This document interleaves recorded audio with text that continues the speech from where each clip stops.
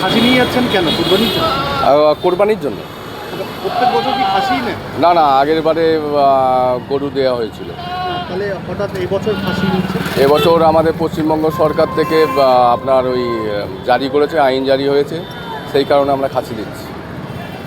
এতে কি নিয়ম পালনে কোনো রকম সমস্যা আছে আপনার? না না না, কোনো সমস্যা নেই। আপনাদের না, ইসলামে আমাদের যে ইসলামে যে কোরবানি একটা ওয়াজিব, সেখানে কিছু পশু শিয়া বাটার ও ভিটামিনে সমৃদ্ধ লিলি বিউটি সোপ, তারুণ্যময় উজ্জ্বল ত্বকের জন্য। নির্ণয় করা হয়েছে, তার মধ্যে খাসি দেওয়া যাবে, কোনো অসুবিধে নেই, বাধ্যবাধকতা নেই যে গরুই দিতে হবে, এরকম কোনো ব্যাপার নেই।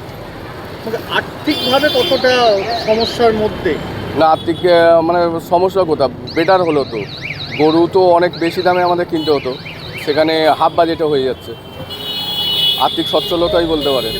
মাংসের পরিমাণও তো কমে যাচ্ছে। না, ওতে কি আছে, ওটা তো আমাদের যেটা ওয়াজিব, মাংস খাওয়াটা তো ম্যাটার করে না।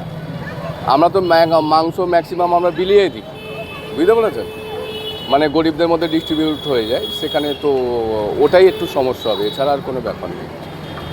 সরকারের যে নিয়ম করেছে তাতে আপনি খুশি? হ্যাঁ, তাতে অসুবিধা নেই। আপনার নাম? আমার নাম সানোয়ার হোসেন মোল্লা। আচ্ছা, খাসির দাম কি, যেটা একটা সময় বলা হচ্ছে যে খাসির দাম নাকি বেড়ে গেছে?